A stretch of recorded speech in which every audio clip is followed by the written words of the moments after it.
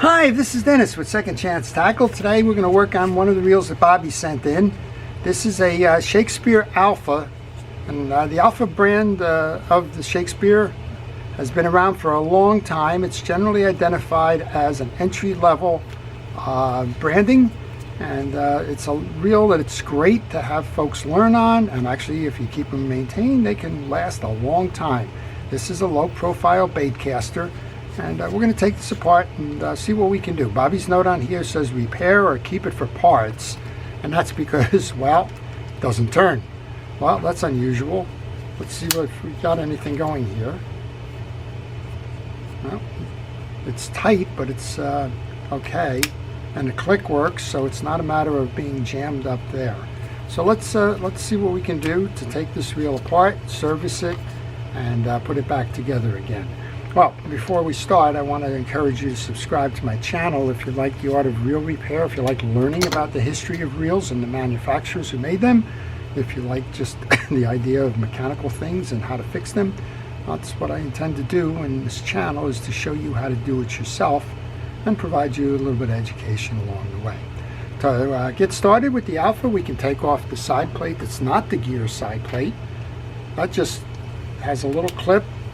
Locks it in, and you just push down on it and it releases that so that you can release and remove. Well, I think we found the answer right here. We don't have to go any further than just doing this. Of course we're going to service it, but this is what happened to this reel. That obviously shouldn't be, and well, Bobby, you're going to get one of these reels back. It's not going to be kept for parts. It's going to be given a second chance to go fishing again. Isn't that a great idea? All right, let's see if we can free the beast. I always keep a scissor on my desk.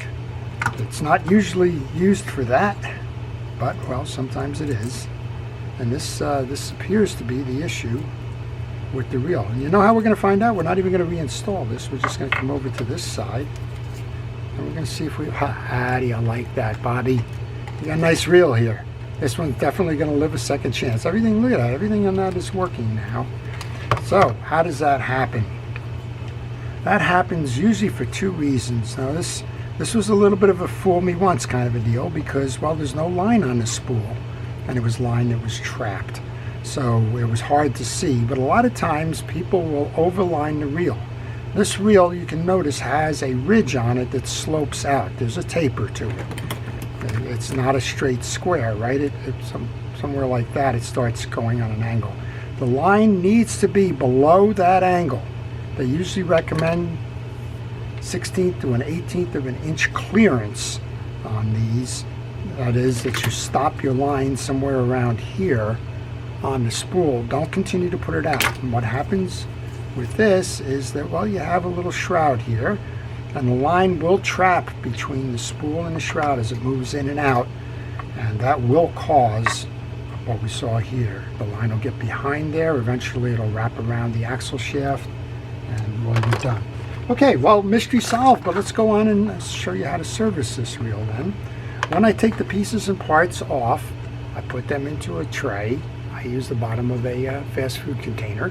And that tray serves as a repository for all of the pieces that are off. And, well, it takes me no time to find them when it's time to reinstall.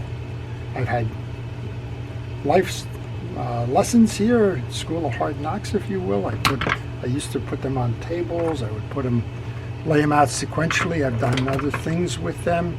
And over time, what generally happens is one gets knocked around or gets caught up in the tools or something, and you can't find it. Well, this is a way to avoid that. To me, I take pictures. I use my video up there to tell me the orientation and how these pieces came off, how they go back on. This isn't going back on, but it was nice of Bobby to let me know the issue here.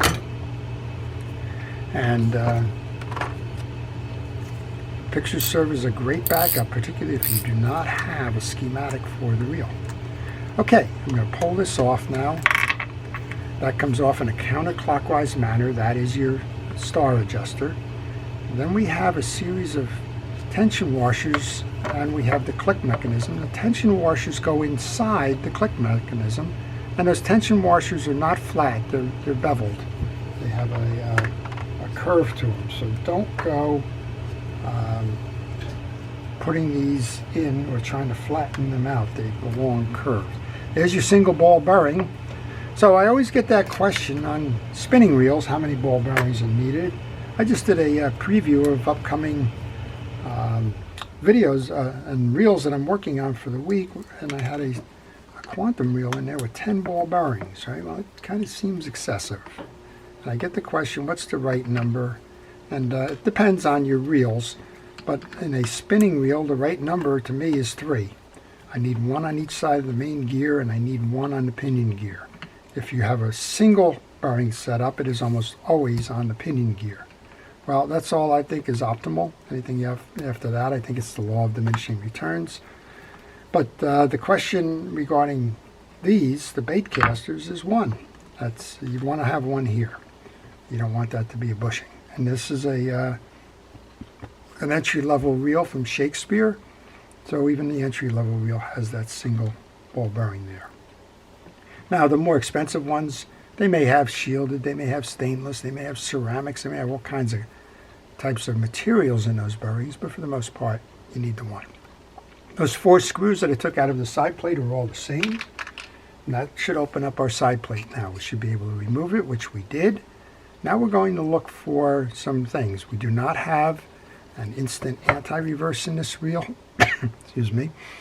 But interestingly enough, we have a cavity for one. So my guess is somewhere along the line, this reel probably has, it probably shares a side plate with some other reels. And those reels may have that instant anti-reverse in it. That's the 6-sided clutch that will stop the reel right away. A lot of reels that start going up in expense and you wonder why some cost less than others. This has a little plastic bushing in the cavity here. On other reels you would have a bearing for that spool. And this one is the entry level. You have that bearing there. You can take that bearing out if you want. I'm just going to leave it in the case. It seemed to be working fine. I am going to put fishing reel oil on there, and we'll just set it off to the side, let that soak in. That's a big enough piece, I won't lose that on my bench, so I'm just going to put that off to the side. Before I go any further with reels like these, I need to get these springs off. Why, you ask, is because that's one of those school lessons of hard knocks that I've learned, is if you leave them on there, and let's say you're working with this sleeve and you can't get the sleeve off and you turn it this way, all of a sudden those springs jump off. And when they jump off, it's time to do your Sherlock Holmes and find out who did it. All right, now we've got a main gear. We notice that there is a washer underneath the main gear. We're going to remove the assembly. Notice the flat washer that was under that collar and sleeve. Then we have a wide washer that goes underneath. This is a good place to take the pictures.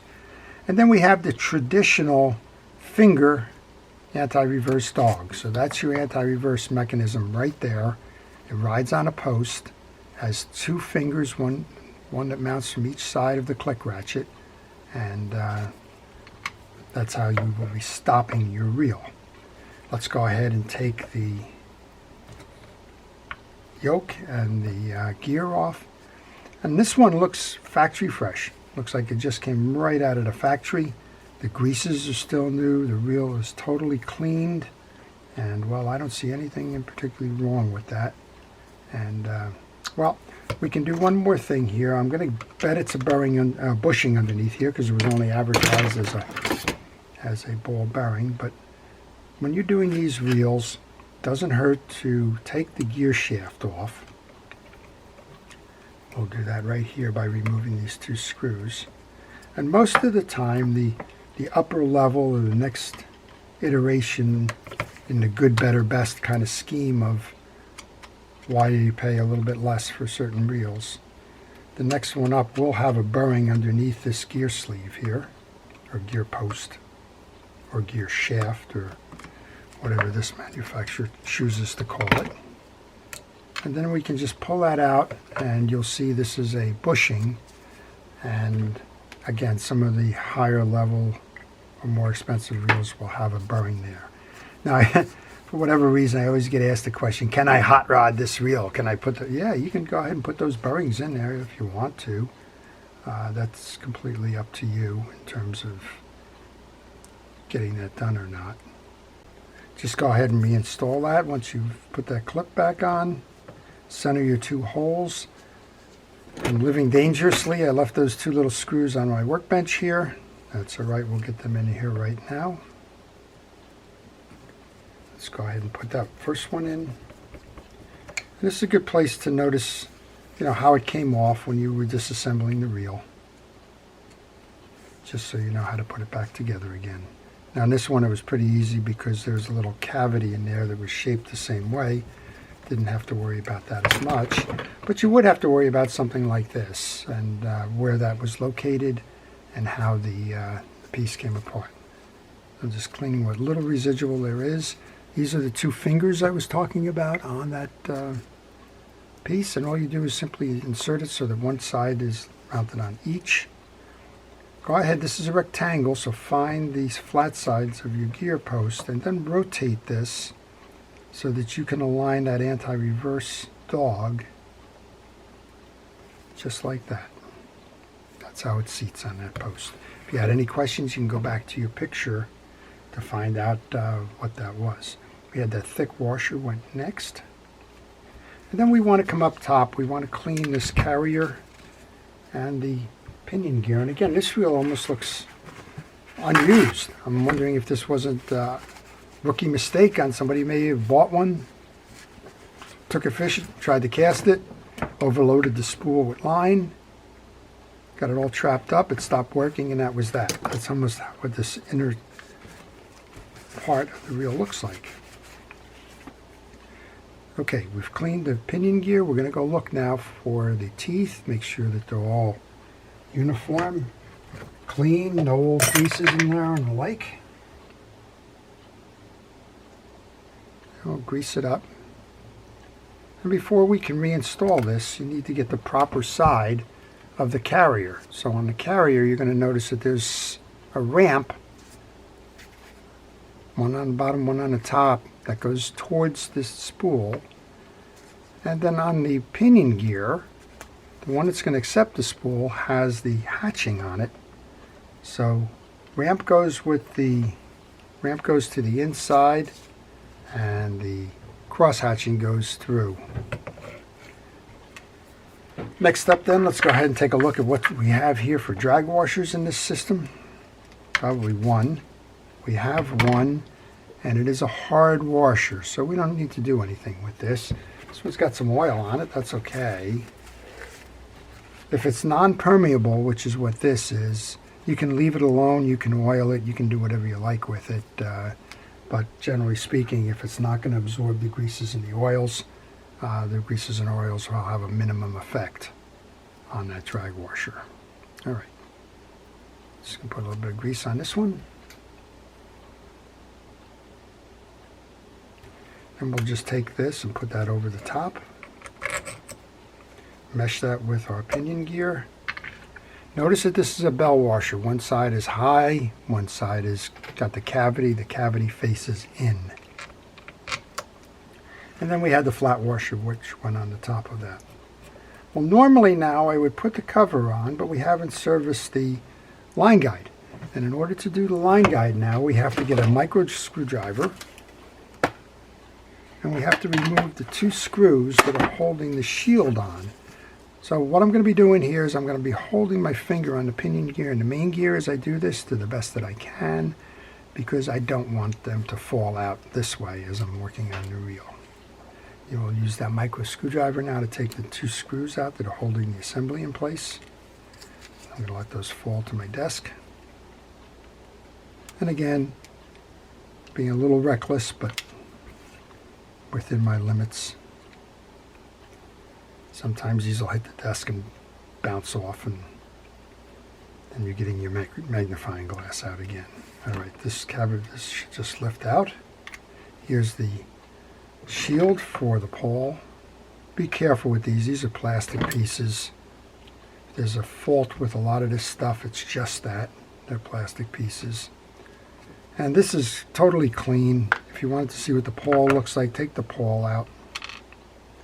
You'll notice that the pawl has 2 forks teeth. They need to be symmetrical, not bent or chipped or cracked. You can seat that in next. Now it's kind of weird because I want to turn that to get it seated, and I don't want to drop that out. Put the cavity back, put the container back in, and I did, despite doing my best not to drop pieces and parts, I just did, so we're going to have to go back and reset that that pinion gear there, the anti-reverse dog.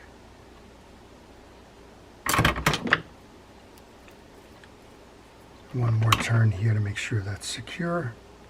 I'm just going to leave that dog right there until we get the cover back on, because I'll have too many pieces on my table if I don't. Let's go ahead and put that back in. Align your 2 cavities there. And most of the time, the reels will have a little fail-safe on that anti-reverse dog where it can't fall out the way it did. That wasn't the case here. Usually it'll put a little post here, but I guess because we have the line guide on this side, they couldn't put that post in there as a bump guard. Not a problem. What is a problem for me is these small screws, so if you'll just bear with me. Let me suggest to you that if you have any questions on this reel or any reel, if you leave those questions in the comment section, I will try to answer those for you. All right, we've just secured that. Sometimes, not always, we can get lucky on this and not have to remove everything. Go ahead and get your dog over the top like that. And then if you're very careful, you can generally, yep, we got it. All right. You can generally separate those 2 teeth on that click ratchet and reinstall it without having to redo everything. Well, back to those 2 little pesky screws. Springs. I don't know what I want to call these screws. Spring on each side. Those of you that were following along know that we have that little cap goes next. And then we can just take our case. I think what we want to do, we didn't take this off, we didn't need to. It's, like I said, this looks like a new reel inside. But just put some oil around that trip mechanism. We noticed that that was the only thing that was working on the reel when we took it off. Took it apart. Let's center everything up. Make sure that you have a nice tight seam all the way around your case. And then we can go to our parts tray. Pick out the 4 side plate screws. We did notice when we put them on the bench the first time that they're all the same. So it doesn't matter which side this little side plate screw goes in. So let's get that back together. And I think Bobby's going to enjoy using this reel. Great little reel for ponds and streams. I would say you want to put maybe 6-pound test on it. You can go heavier. If you go lighter, a lot of these bait casters actually tell you can run 4-pound test and the like. I find a lot of wind knots and things like that in the lighter test. But you could, especially if you're just kind of fishing this off of a pier and just more or less drop fishing or off of a boat and you're not doing a lot of casting with it. You can certainly go any test you want to go. Just check the bottom after we put this screw in here just to see if there's a recommended line count on this. Okay, they're saying 10, 12, 14, so they're building this one for bigger. That's fine. Now, particularly if you're bass fishing, you're in the weeds, you're doing power casting and retrieve, speed casting and that, the heavier line is better. Put a little bit of grease onto both sides of the shaft. One last visual, make sure there isn't any more remaining line in there. Let's go ahead and take this, insert that through, and level that up. This is a magnetic cast control to it. It helps with backlash. You do not need to do anything to the magnets, but they are magnets. This has got a bushing. Again, minimal work on that. We did put a little bit of grease on there, so, well, that's probably enough to hold this. You could put more, but if you get sloppy with that now, what's going to happen is that the grease is going to spill over to the magnets. Reset it like that. There's just a small turn here that's going to lock it in. That's your lock. And then we can go ahead and put the rest of the assembly back on.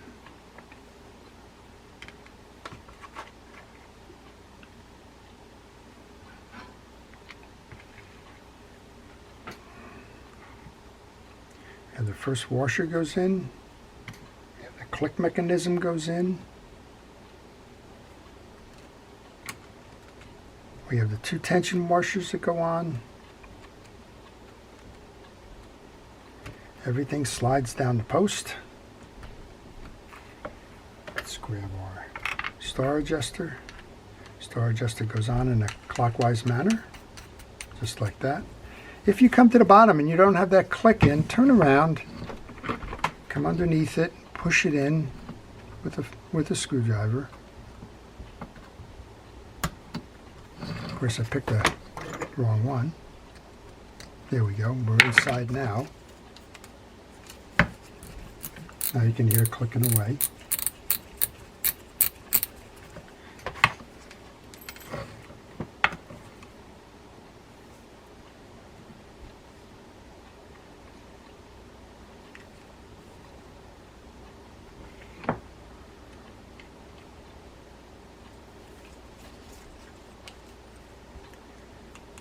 Put our, tension washer is next.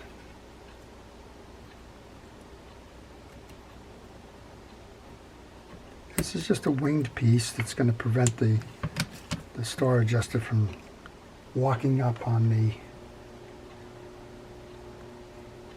back of the handle. Hand tighten your handle nut.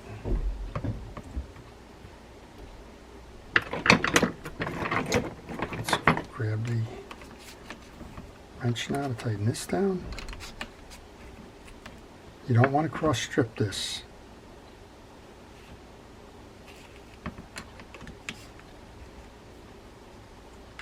And now I'm just seeking to line up the flat side with the hole for the cap. And generally, if you do it like that, you're close. I think I just need a little bit more return here. That won't be long. Just have to play with that last quarter turn or whatever. That should be it now. Go ahead and put the tie down on. We'll give it a test. We'll see how we did. Everything looks good inside. Let's turn it. We've got a nice turning wheel here. Probably over tightened on this. Not terribly. Where are we with this? So when you're on when you have that mag adjuster, they say put it in the middle. That's probably the best place to start. Turns nice and free and smooth. I think this is the one, when I release the free spool for casting, this is not going to move. It's not. Okay, so another trick with these, if you have the one that does not move the line guide assembly during casting, put your casting line guide in the center of the spool. That way line has less travel on both sides. You can cast it further. All right, look at that. Got a nice smooth operating reel there, Bobby. It even looks good too, and looks great on the inside. So there we go. Let's make sure we tighten down our drags.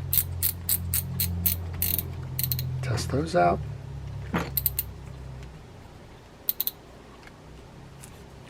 There we go. One Shakespeare Alpha, completely taken apart, assembled, re-oiled, and cleared of broken line, which was the cause of this issue. I hope you've enjoyed that. If you did, again, please subscribe and hit the notification button. To all of our first responders and essential personnel, thank you for everything it is that you do to keep us safe. To everyone, enjoy the art of fishing and the art of reel repair. Take your friends and family fishing, and have a great day. This is Dennis with Second Chance Tackle.